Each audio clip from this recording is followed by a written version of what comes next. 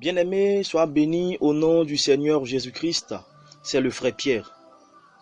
Aujourd'hui, bien-aimé, le Seigneur Jésus-Christ me fait la grâce de partager avec toi cet enseignement portant sur la femme doit-elle enseigner. Bien-aimé, après la mort des apôtres, nous assistons à une pollution des recommandations que nous ont léguées par la personne du docteur de l'Église qui est l'apôtre Paul. Bien-aimé, sache que selon le livre de Éphésiens chapitre 2, le verset 19 à 20, nous qui sommes maintenant les membres qui constituent l'Église de Jésus-Christ qui est son corps, nous avons comme fondement les apôtres et les prophètes, et Jésus-Christ lui-même est la racine de ce fondement. Bien-aimé, j'avais dit par le Saint-Esprit, dans l'enseignement portant sur le retour au fondement des apôtres que j'ai fait, que du moment la Bible parle de Jésus-Christ comme la racine ou la pierre angulaire sur laquelle le fondement qui est les apôtres et les prophètes repose, c'est uniquement la nouvelle alliance et ses pratiques qui sont indexées. De ce fait, bien-aimé, l'ancienne alliance et ses rites n'interviennent pas dans les recommandations qui doivent régir la marche du véritable chrétien. J'avais dit également, bien-aimé, que les apôtres représentaient la doctrine de Jésus-Christ parce que ce sont eux qui ont fait connaître entièrement cette doctrine de Jésus-Christ, surtout par le canal de la mission de l'apôtre Paul.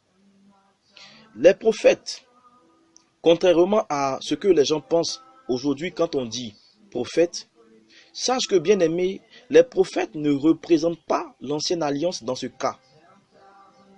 Mais sache que, bien-aimé, les prophètes représentent ici plutôt l'esprit de la prophétie qui est le témoignage de Jésus-Christ. C'est-à-dire quoi, bien-aimé? C'est-à-dire que on parle simplement du Saint-Esprit qui rend témoignage de Jésus-Christ.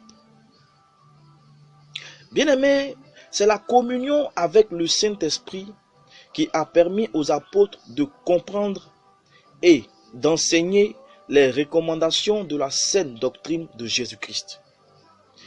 C'est juste un rappel, bien-aimé, que j'étais en train de faire afin que tu puisses comprendre ce qui va suivre. Maintenant, bien-aimé, pour plus de détails, tu peux aller sur ma chaîne YouTube nommée Réveil de vie et écouter l'enseignement sur le retour au fondement des apôtres. J'appelle Réveil de vie afin que tu puisses te retrouver sur YouTube quand tu seras connecté. R majuscule, E accent aigu minuscule, V minuscule, E minuscule, I minuscule, L minuscule, 2 en chiffres, V majuscule, I minuscule, E minuscule. Réveil de vie, bien-aimé, s'écrit en un seul mot. Faut pas mettre réveil à part, 2 en chiffres à part et vie à part. Tu colles réveil de vie. Tu colles et ça va passer. Entrons maintenant dans le vif du sujet, bien-aimé, afin que tu sois vraiment orienté par le Saint-Esprit. Bien-aimé, toute l'humanité sait que celui qui a fait connaître les recommandations de Jésus-Christ, c'est l'apôtre Paul, qui est le docteur de l'Église, l'Église qui constitue le corps du Christ. Et c'est de la mission, bien-aimé, que Dieu a confiée à Paul, que nous, les incirconcis, c'est-à-dire nous qui n'étions d'aucune tribu d'Israël, sommes nés. Mais bien-aimé, je m'étonne aujourd'hui que certains chrétiens récalcitrants et certains prédicateurs rebelles polluent la doctrine de Jésus-Christ que l'apôtre Paul a fait connaître. Je me demande si ces personnes-là se reconnaissent véritablement comme étant des chrétiens nés ou sortis de la mission que Dieu a confiée à l'apôtre Pierre. J'ai vraiment mal, bien aimé, de constater que ces rebelles à la doctrine de Jésus-Christ entraînent avec eux des ignorants qui cherchent la vérité.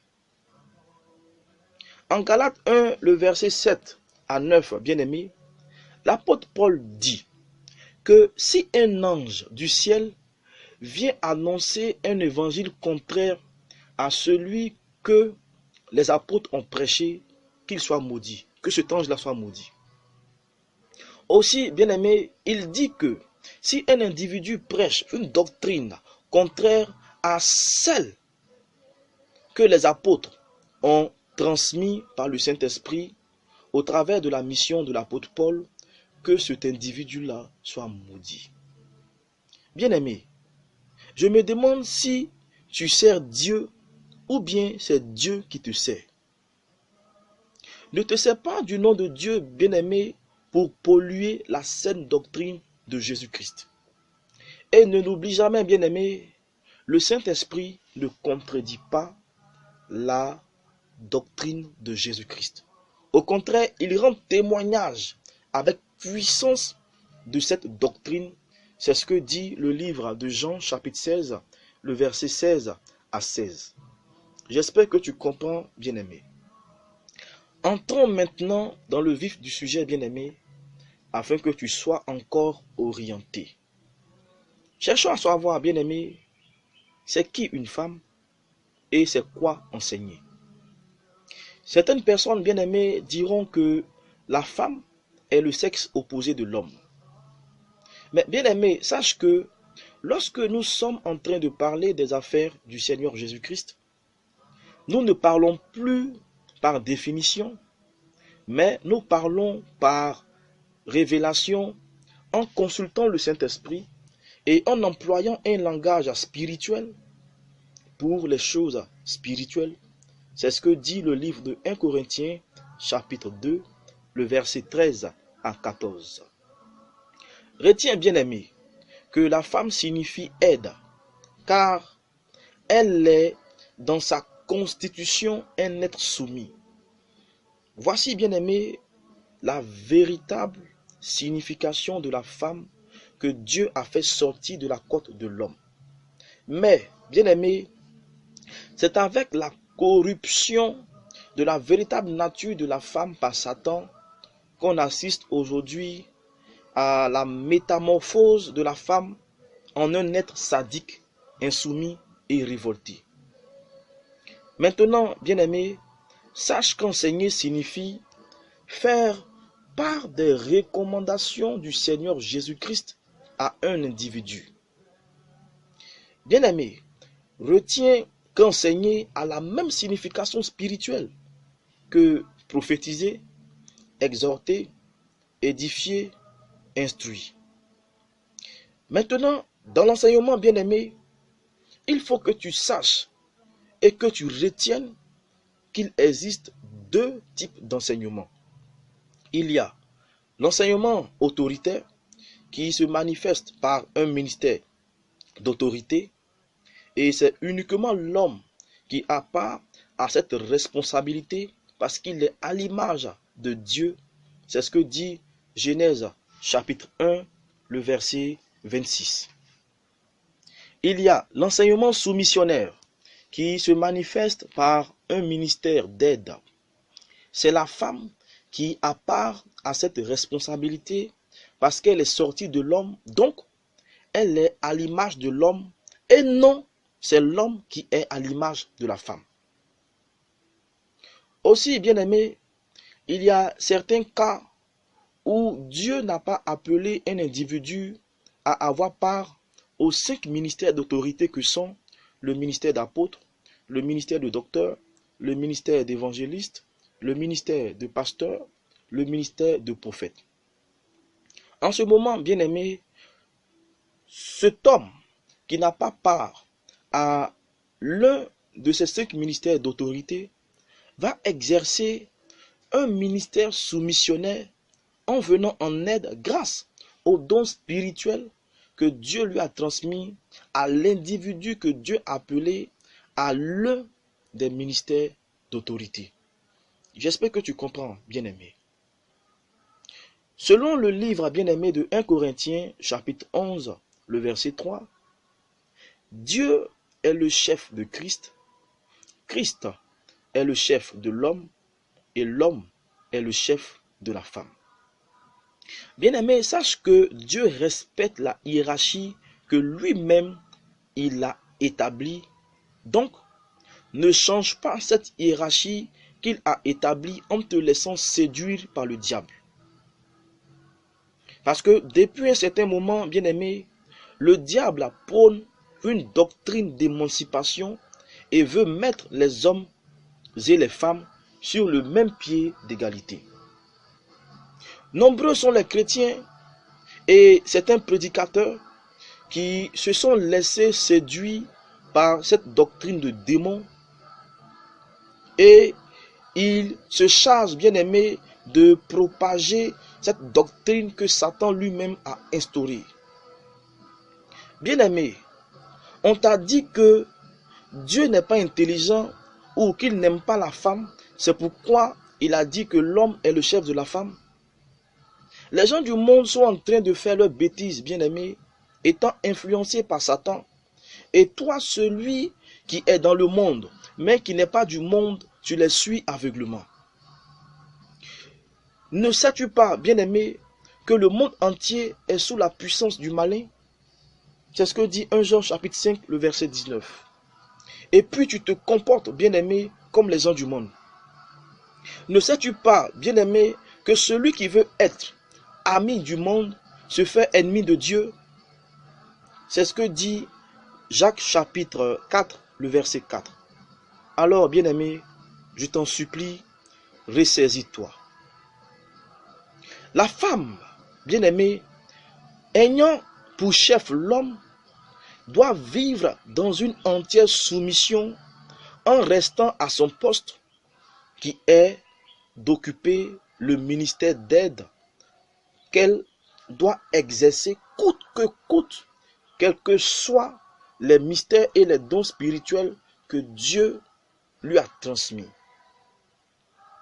Certains prédicateurs aujourd'hui, bien-aimés, avec une mauvaise compréhension de Galates 3, le verset 27 à 28, qui dit qu'en Jésus-Christ, il n'y a ni juif, ni grec, ni libre, ni esclave, ni homme, ni femme.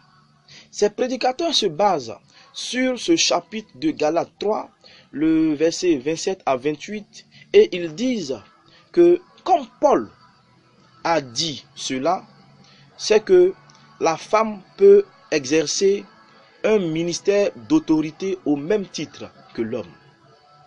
Bien-aimé, si c'est comme ça, tu as compris ce verset, alors sache que depuis le début, tu t'es foutu le doigt dans l'œil, car si tu ne sais pas véritablement comment les choses se sont passées avant l'entrée du péché et comment les choses se sont passées après l'entrée du péché, tu ne comprendras absolument rien et tu vas te mettre à pratiquer du n'importe quoi. Parlons, bien-aimés, de comment les choses se sont passées avant l'entrée du péché. Bien-aimés, avant l'entrée du péché, la femme était une aide pour l'homme, c'est-à-dire qu'elle devait l'épauler dans sa tâche. Donc, le ministère d'aide de la femme et le ministère d'autorité de l'homme étaient complémentaires. Dans cette complémentarité, bien-aimé, Dieu a toujours mis l'homme au devant afin qu'il pilote ses projets et la femme vient en second plan afin d'aider l'homme. La femme ne devait pas envier la place de l'homme ni usurper sa place. Voici comment, bien aimé, les choses se passaient avant l'entrée du péché. Maintenant, cherchons à savoir ensuite comment les choses se sont passées après l'entrée du péché. Bien-aimé, sache qu'après l'entrée du péché, selon Genèse chapitre 3, le verset 16 à 18, Adam et Ève, par leur désobéissance à Dieu, ont vendu tous leurs droits à Satan parce qu'ils ont laissé Satan corrompre leur véritable nature en acceptant sa semence. Ainsi bien-aimé, Adam perd l'autorité que Dieu lui avait donnée sur toute la création. Ève, quant à elle, perd tous les droits que Dieu lui avait transmis. Elle est réduite, bien-aimée, au rang d'un animal, car le verset 16 de Genèse 3 dit que l'homme dominera sur elle. Donc, la femme, par sa désobéissance à Dieu, perd sa véritable place qui était d'occuper un ministère d'aide auprès de l'homme. En effet, bien-aimé, l'âme de la femme, qui était identique à celle de l'homme avant l'entrée du péché, s'est abaissée spirituellement au rang de l'âme d'un animal après l'entrée du péché. Et c'est ce que Satan voulait. Satan, au travers de la désobéissance d'Adam et Ève, a éloigné spirituellement l'homme et la femme de Dieu. Pour réconcilier toute l'humanité avec Dieu, bien-aimé, Jésus-Christ vient mourir à la croix afin de dégager l'humanité du joug de la puissance du malin et de réhabiliter l'image de l'homme et de la femme. Ayant accompli par sa crucifixion toutes choses, bien-aimés, Jésus-Christ réhabilite l'image et le ministère d'autorité de l'homme.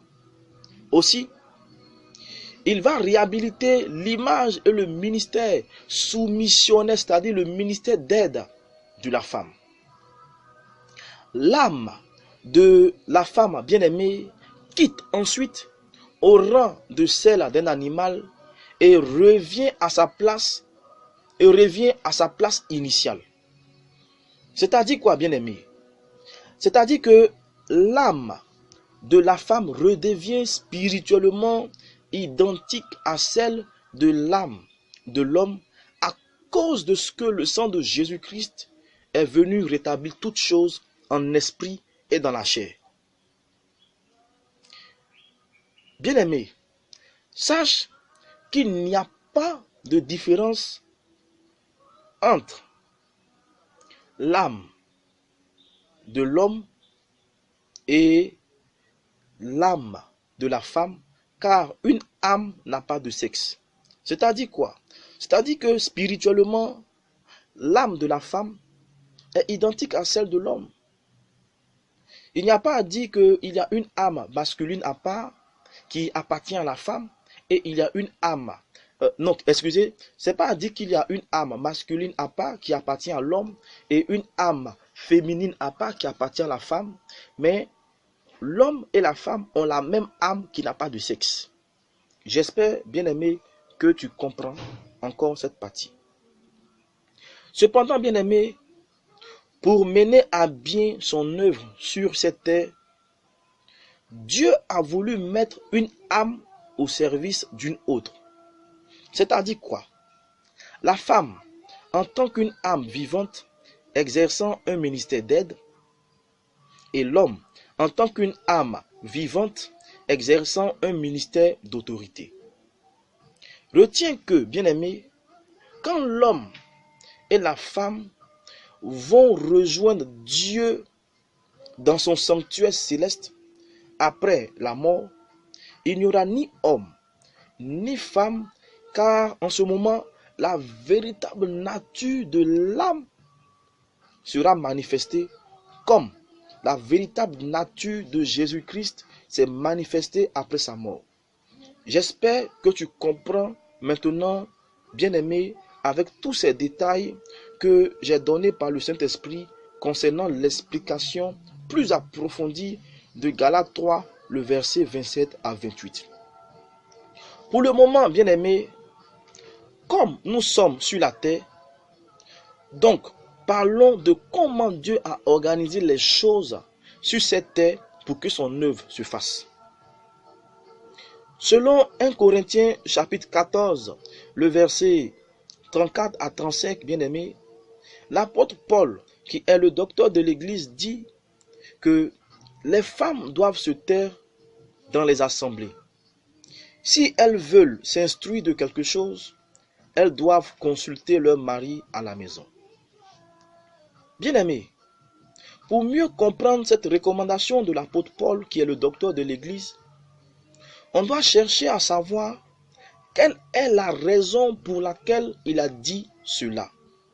Car quand Dieu, bien-aimé, pousse, ou bien quand Dieu pose un acte au travers de l'un de ses serviteurs, c'est parce qu'il y a une raison et il veut atteindre un objectif bien précis. C'est pareil aussi pour les hommes. Quelqu'un qui se lève aujourd'hui et qui va dans les toilettes, c'est parce qu'il a un besoin. Et si nous les hommes, nous n'agissons pas sans raison, c'est-à-dire c'est parce qu'il y a une raison qu'on agit, c'est que Dieu qui nous a créés va agir de même. Donc c'est parce qu'il y a une raison que Dieu va pousser son enfant à affirmer telle chose. Et s'il a affirmé telle chose, c'est que Dieu, en le poussant à affirmer telle chose, veut atteindre un objectif. J'espère que tu comprends, bien-aimé. Maintenant, bien-aimé, sache que Paul, qui est le docteur de l'Église, a dit cela parce que le Saint-Esprit qui s'exprimait en lui voulait et veut ramener la femme à sa véritable nature qui est un être soumis. Donc, elle doit informer, les femmes doivent informer leur mari avant toute chose et avant de faire quoi que ce soit. C'est ce que nous dit effectivement Éphésiens 5, le verset 22 à 23. Je vais prendre un exemple très précis, bien-aimé, afin que tu puisses comprendre. Je prends l'exemple de l'Église qui est l'épouse et de Christ qui est l'époux. Lorsque l'Église qui est l'épouse veut faire quelque chose, elle doit d'abord consulter l'époux qui est Jésus-Christ. Et avant d'agir, elle doit avoir le mandat de Jésus-Christ. Sans le mandat de Jésus-Christ, l'Église qui est l'épouse ne peut agir. Aussi, du côté de Jésus-Christ bien-aimé, nous remarquons que la Bible dit, selon le livre de Jean chapitre 16, le verset 13 à 16, que le Saint-Esprit nous annoncera les choses à venir. Donc nous voyons bien-aimé que Jésus-Christ, avant de faire quelque chose, révèle d'abord cette chose à ses enfants. Donc, si Jésus-Christ révèle cette chose à ses enfants avant que cela n'arrive, nous voyons bien aimé que Jésus-Christ, avant de poser un acte, prévient aussi ses enfants. C'est-à-dire, il prévient l'épouse qui est l'Église. Donc, bien aimé, c'est pareil pour l'homme et pour la femme dans une relation amoureuse. Il faut que la femme, soumise à son mari, informe son mari avant d'agir. Aussi, il faut que l'homme agisse de même envers sa femme en lui tenant informé de tout, afin que tout se fasse d'un commun accord devant le Seigneur. Voici l'exemple que Christ nous a donné. Maintenant, bien-aimés, il y a des cas où il y a des sœurs dans l'assemblée qui ne sont pas mariées. Dans ce cas, bien-aimés, si ces sœurs qui ne sont pas mariées veulent s'interroger au sujet de quelque chose, elles lèvent simplement le doigt en assemblée et le dévancier dans la foi ou le frère dans la foi qui est en train de donner l'enseignement en ce moment, lui dit, bon, comme tu as une question à poser, comme tu as une préoccupation, alors pose ta question et lui, il se charge par le Saint-Esprit de répondre à la question de cette sœur en question. Maintenant, bien aimé, il y a un autre cas où des sœurs dans la foi sont mariées à des non-croyants. En ce moment, bien aimé, elles peuvent agir comme le cas de ces sœurs qui ne sont pas mariées. C'est-à-dire quoi? Je reprends encore ce cas.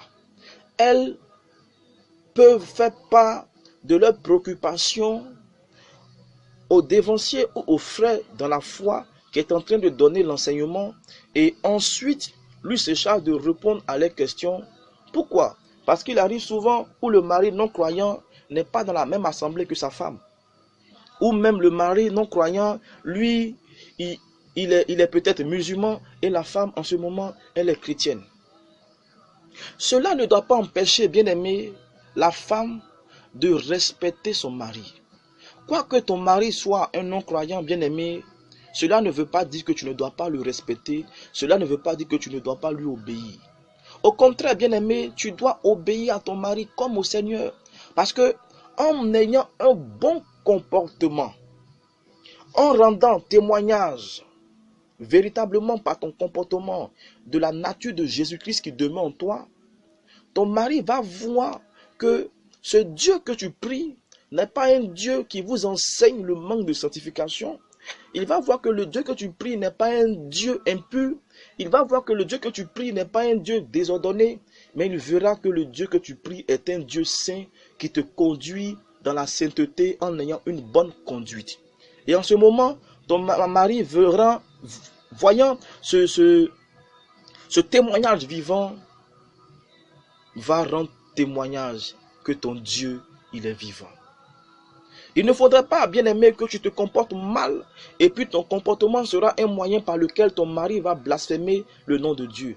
Parce qu'aujourd'hui, c'est le cas de certaines sœurs qui pensent que, comme elles sont devenues maintenant chrétiennes et que leurs maris sont des non-croyants, elles se lèvent, elles vont dans des veillées de prière, elles vont dormir là-bas, elles ne font même pas à manger à leur mari, elles ne s'occupent même pas de leur mari.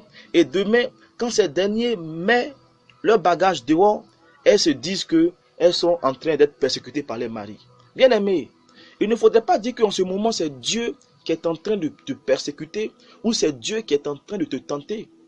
Mais il faut que tu dises, bien aimé, que c'est toi-même qui a été la raison pour laquelle ton mari a commencé à te persécuter parce que tu as un mauvais comportement, tu as un mauvais caractère.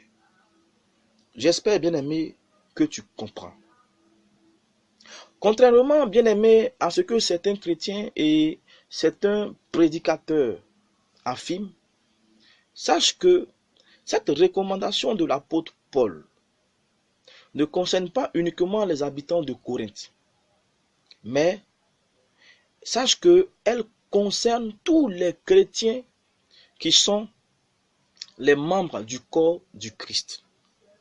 C'est-à-dire, autant des chrétiens de Corinthe, des chrétiens de Laodicée, des chrétiens d'Éphèse et autres, nous sommes aussi concernés. Parce que l'évangile qui était annoncé là-bas, c'est le même évangile qui est annoncé. Il n'y a pas eu de changement. Maintenant, si vous, les chrétiens, vous venez mettre une différence entre l'évangile qui est annoncé au temps des Corinthes, au temps des Éphésiens et au temps des Colossiens, c'est que, bien aimé, vous avez un problème. Et vous devez essayer de vous revoir, bien aimé. Parce que le Saint-Esprit ne vient pas contredire sa parole. J'espère que tu me comprends, bien aimé.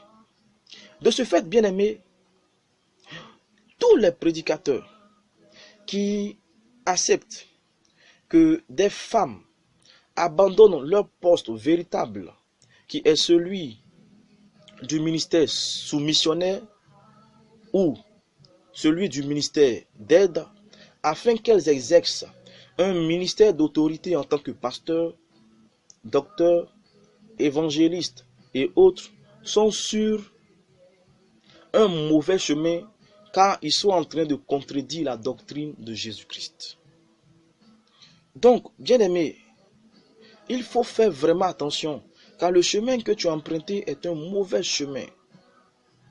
Et l'apôtre Paul, après, revient encore là-dessus et il précise encore quelque chose de vraiment important.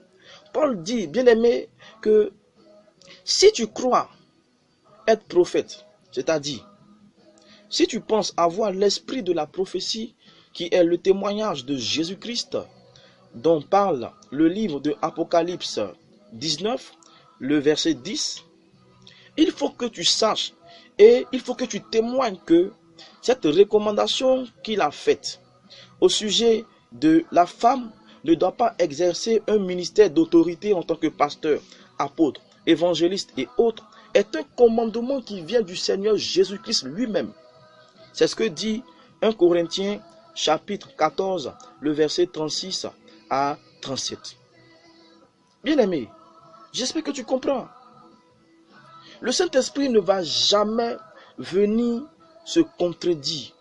Donc, je t'en supplie, réponds-toi de cette pratique déraisonnable dans laquelle tu t'es jeté parce que tu es sur un mauvais chemin. Et Christ ne veut pas que tu te perdes, bien-aimé. C'est pourquoi il t'interpelle. Ne discute pas, bien-aimé, mais repens-toi sincèrement et reviens véritablement à Jésus-Christ. Il y a certaines personnes, bien-aimées, malgré qu'ils aient entendu la vérité, cherchent toujours des alibis pour illustrer leur position qui est la femme peut exercer un ministère d'autorité en tant que pasteur, docteur, apôtre, etc. Et ces personnes-là ont des alibis. Ils prennent l'exemple souvent de Marie, la sœur de Moïse. Et ils disent que comme Marie était une prophétesse, donc une femme peut exercer un ministère d'autorité en tant que prophète, pasteur, apôtre, évangéliste, docteur, etc. Bien-aimé, écoute-moi très bien. Sache que, selon Exode chapitre 15, le verset 20 à 21, Marie, la sœur de Moïse, était une prophétesse, mais elle n'était pas prophète au même titre que Moïse. Parce que la tâche que Dieu avait confiée à Moïse, qui était de faire sortir les enfants d'Israël d'Égypte, n'est pas la même responsabilité que Dieu a confiée à Marie, la sœur de Moïse. Moïse, bien-aimé, exerçait un ministère prophétique d'autorité, mais Marie, sa sœur, n'exerçait pas un ministère prophétique d'autorité. Elle exerçait plutôt un ministère prophétique soumissionnaire, c'est-à-dire un ministère d'aide. Parce que Dieu avait mis Aaron et Marie auprès de Moïse afin qu'ils puissent aider Moïse dans sa tâche. Dieu n'a pas mis Aaron et Marie auprès de Moïse afin qu'ils viennent prendre la place de Moïse. Et c'est cette raison pour laquelle, bien-aimé, Marie, la sœur de Moïse, conduisait uniquement les femmes d'Israël en chant.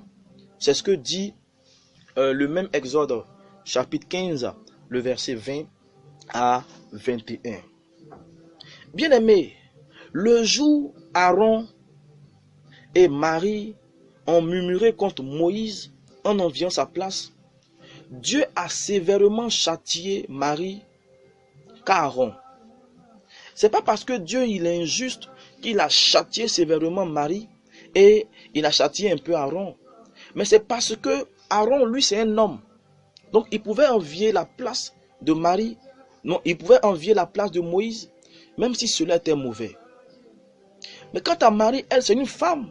Et le fait qu'elle enviait la place de Moïse faisait que elle était en train d'être séduite par le diable et elle voulait tronquer le ministère soumissionnaire auquel Dieu l'a appelé en un ministère d'autorité, ce qui était impossible parce que ce n'est pas ce que Dieu avait établi.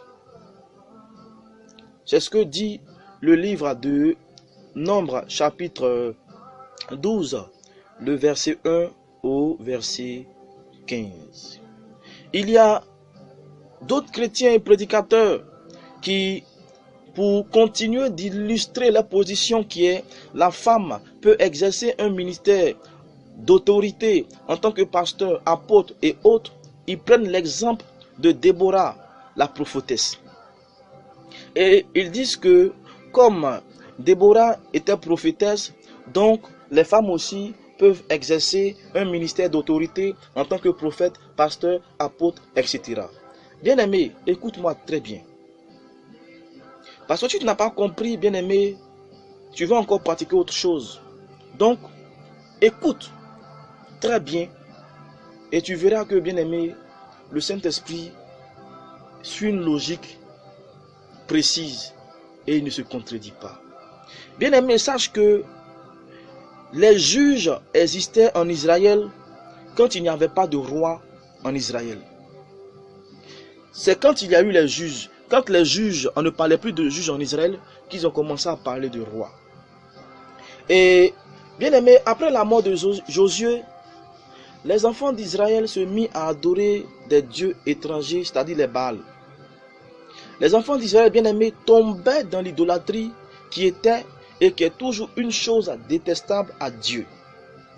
Qu'est-ce que Dieu va faire?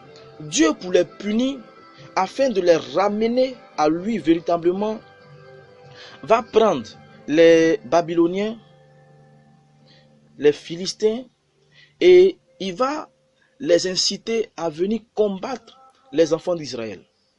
Lorsque les Philistins et les Babyloniens venaient combattre les enfants d'Israël, lorsque les enfants d'Israël ont commencé à constater que ces différents peuples étrangers commençaient à les opprimer, ils étaient obligés de revenir véritablement à Dieu. Donc, ils ont commencé à implorer la grâce de Dieu. Dieu maintenant, pour venir en aide aux enfants d'Israël, il va susciter des juges pour conduire les enfants d'Israël au front afin de combattre ces étrangers qui venaient les opprimer sur le territoire israélien. Bien-aimé, sache que en ce temps, un juge pouvait avoir 1, 2, voire même 3 rôles. C'est-à-dire quoi? Un juge pouvait avoir un premier rôle qui était de conduire militairement les enfants d'Israël au front. Il pouvait avoir un second rôle qui était de faire connaître les verdicts de Dieu. Il y a un troisième rôle, bien aimé, mais ce troisième rôle n'était pas occupé par tous les juges. Ce troisième rôle était d'être prêtre en offrant des sacrifices et en officiant le culte, soit dans le tabernacle de Moïse, soit dans la tente d'assignation, ou soit dans le temple de Salomon. Et le seul juge qui officiait en tant que prêtre, c'était le prophète Samuel. Bien-aimé, il fut une époque où tous les juges en Israël étaient des hommes. Mais il est arrivé un moment donné, bien-aimé, que Dieu prend une femme, il établit juge, et cette femme, c'était Déborah, la prophétesse.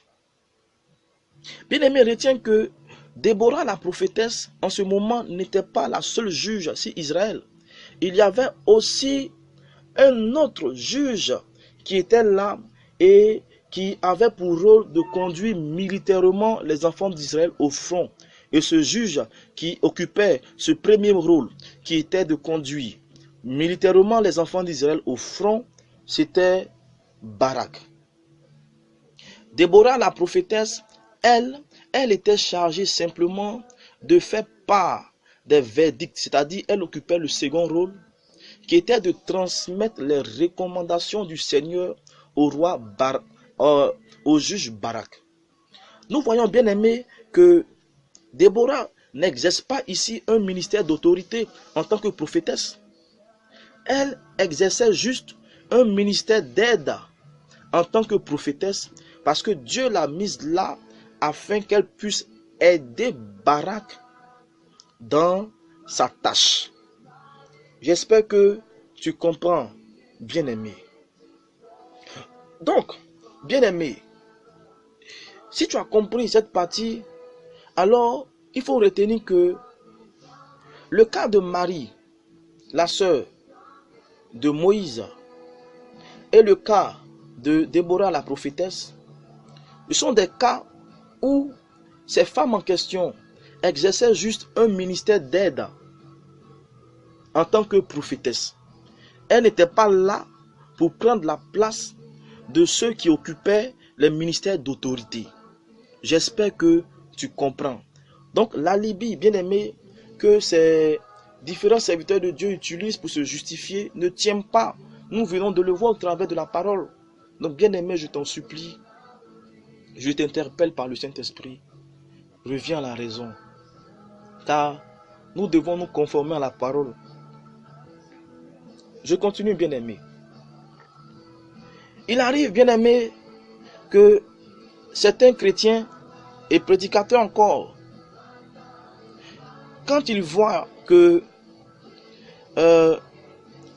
leur alibi qu'ils utilisent, qui était le cas de Marie, la sœur de Moïse, et de Déborah, la prophétesse, a échoué, ou leur alibi ne tient pas debout, ils prennent un autre cas et ils disent non, comme la Bible dit en Acte 2, le verset 17, que Dieu va répandre son esprit sur toute chair, les femmes, les hommes, les enfants, les filles, les vieillards et autres vont prophétiser. Donc, comme la Bible a dit cela, c'est que tout le monde, femme comme homme, peut exercer un ministère d'autorité. Bien-aimé, écoute-moi très bien. Sache qu'il existe 3 catégories, bien-aimés, de prophètes. Il y a premièrement, bien-aimé, le fait que tous ceux qui ont reçu l'esprit de la prophétie, qui est le témoignage de Jésus-Christ, c'est-à-dire tous ceux qui ont reçu le Saint-Esprit sont des prophètes. Et qu'ils soient hommes, femmes, enfants, filles, garçons, toutes ces personnes-là, en recevant le Saint-Esprit, sont immédiatement un sacerdoce. Ils occupent un sacerdoce de prophète. C'est ce que dit le livre de Apocalypse, chapitre 19, le verset 10. Maintenant, il y a une seconde catégorie, bien aimée. Il y a ceux qui prophétisent en assemblée. C'est ce que dit le livre de Actes, chapitre 21, le verset 8 au verset 9. Bien aimé, que ce soit une prophétie directe, ou le Saint-Esprit lui-même dit ainsi par l'Éternel, ou une prophétie indirecte, où la personne n'est pas en extase, mais en ce moment, elle fait part des oracles du Seigneur à venir, une femme ou un homme peut être établi dans cette seconde catégorie de prophètes. En ce moment, cette femme qui prophétise là-bas, bien aimée, n'est pas en train d'exercer un ministère d'autorité, mais elle est juste en train d'exercer un ministère d'aide. J'espère que tu comprends.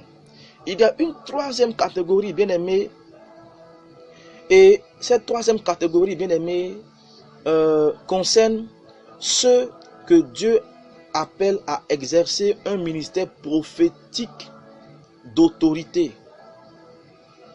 J'espère que tu comprends, bien aimé. Parce que, bien aimé, ce n'est pas tout le monde que Dieu appelle à exercer l'un des 5 ministères d'autorité. Mais ceux qui ont la possibilité d'exercer l'un des 5 ministères d'autorité, et plus précisément le ministère prophétique d'autorité, ce sont les hommes, ce ne sont pas les femmes, bien aimés. Ça, il faut que tu le saches. Et c'est ce que dit Éphésiens 4, le verset 10 à 12. Maintenant, bien aimé, il arrive souvent que des serviteurs de Dieu, comme ils sont prophètes, ils veulent forcément que leur femme soit maman prophétesse. Bien aimé, c'est ce que Dieu t'a enseigné. Et ces serviteurs de Dieu là font que, quand ils ne sont pas là, directement ils se disent que bon, comme ma femme m'aide dans le ministère et que moi qui suis chargé de donner les enseignements, je ne suis pas là, donc ma femme va me seconder. Eh bien aimé, c'est pas comme ça Dieu a orienté les choses. L'église sur laquelle, ou l'assemblée sur laquelle Dieu t'a établi, bien aimé, ce n'est pas ton champ. Nous sommes tous des ouvriers dans la maison du Seigneur. Le jour où tu n'es pas là, bien aimé, pour transmettre les enseignements que Dieu t'a transmis, ce n'est pas ta femme de te remplacer en tant que maman prophétesse. Mais il faut qu'il y ait un frère pour te remplacer, parce que la Bible dit en 1 Timothée chapitre 2, le verset 9 à 11, que la femme ne doit pas prendre autorité sur l'homme. Donc, du moment où il y a un seul homme en assemblée et que ta femme vient exercer un ministère d'autorité, en prenant autorité sur l'homme, directement, bien-aimé, tu es en train de te créer des problèmes devant le Seigneur Jésus-Christ. J'espère que tu comprends, bien-aimé. Les femmes, bien-aimées, peuvent faire part des recommandations du Seigneur Jésus-Christ à leurs enfants à la maison. C'est ce que dit le livre de Éphésiens 6, le verset 3 au verset 4. À la maison, bien-aimée, la femme joue un rôle, que ce soit à la maison ou pas, bien-aimé, la femme joue un rôle très capital dans l'éducation des enfants. Souvent, les hommes ne sont pas tout le temps à la maison et c'est la femme qui s'occupe de l'éducation des enfants. À ce niveau, bien-aimé, que la femme sache qu'elle est en train d'exercer simplement son ministère soumissionnaire, c'est-à-dire son ministère d'aide. J'espère, bien-aimé, que tu comprends. C'est la femme qui va laver l'enfant à la maison. C'est la femme, bien-aimée, qui va parler à l'enfant. C'est l'enfant est toujours avec sa mère. Donc, la mère, étant toujours avec son enfant, fait part des recommandations du Seigneur à son enfant. Et c'était le cas de Timothée, qui a été enseigné par sa mère avant que Paul ne vienne. Donc, bien-aimé, ça, c'est pas un problème. Mais c'est à la maison. On parle du cas des enfants. On n'a pas dit en assemblée, quand on est devant, quand on est tous réunis en train de, le dévancier est là, les frères de la foi sont là, ils veulent faire part des recommandations du Seigneur Jésus-Christ, et toi tu vas venir t'exposer comme si Dieu t'avait transmis un ministère d'autorité. Du moment où l'homme revient à la maison, c'est lui qui a la responsabilité d'éduquer les enfants, et la femme vient en aide à l'homme dans l'éducation des enfants. J'espère, bien-aimé, que tu comprends. Il y a, bien-aimé, un autre volet où les femmes âgées doivent faire part des recommandations du Seigneur Jésus-Christ aux femmes qui sont moins âgées. Et c'est ce que dit le livre de Tite, chapitre 2, le verset 1 à 5.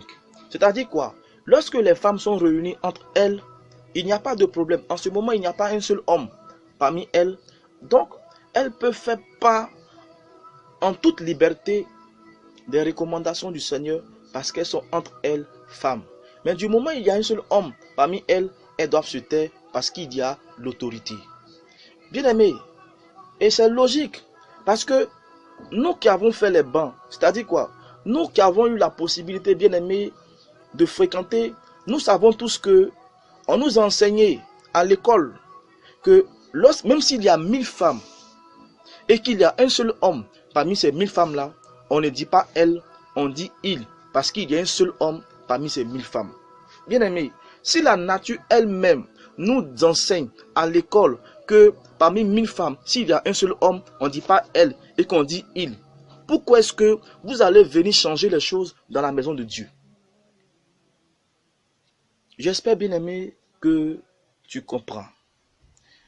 Et bien aimé, pour toute question, tu peux me joindre au plus 225 le 07 02 70 85.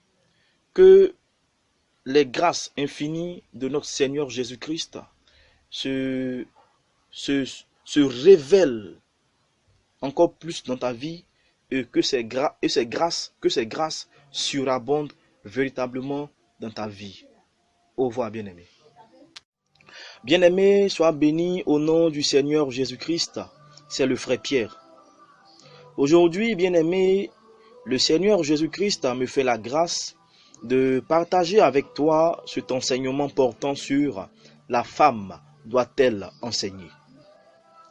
Bien-aimé, après la mort des apôtres, nous assistons à une pollution des recommandations qu'ils nous ont léguées par la personne du docteur de l'Église qui est l'apôtre Paul. Bien-aimés,